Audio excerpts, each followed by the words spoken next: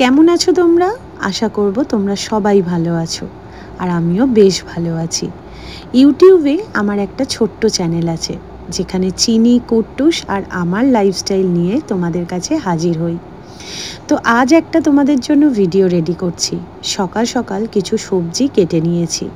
একদিকে উচ্ছে, পেঁয়াজ আর আলু, আর এই দিকে দেখো চিচিঙ্গে, বরবটি, কুমড়ো, আলু, যেগুলো ফ্রিজে অনেক দিন ধরে পড়েছিল, কিন্তু কোনোভাবেই কিছু করা হচ্ছিল না, মানে সবই অল্প অল্প পড়েছিল। তো সেইগুলোকে ভাবছি একটা চচ্চড়ি করব বড়ি দিয়ে।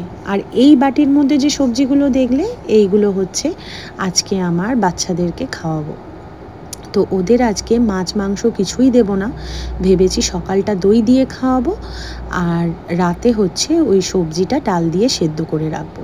আর এই দেখো চচ্চড়িটা বসিয়ে দিয়েছি, চচ্চড়িটা হয়েও গেছে। সকালটা ভিডিও করা আমার পক্ষে ভীষণ চাপই হয়ে যায় বলতে পারো, কেন বরমশাই অফিস বেরোবে, তার আগে সমস্ত কিছু রেডি করতে হয়। ওইদিকে দেখো উচ্ছে, পেঁয়াজ, আলু ভেজে নিলাম, আর মাছটা আগের দিন করা ছিল সেটা গরম করে নিলাম।